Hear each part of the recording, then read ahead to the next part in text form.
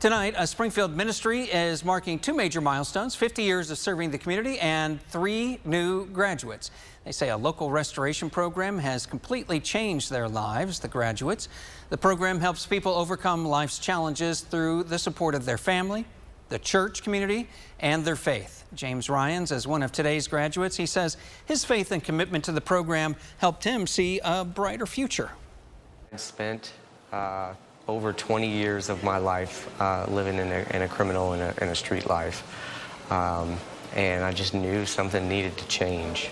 I needed to change, and I wasn't going to do that without any help.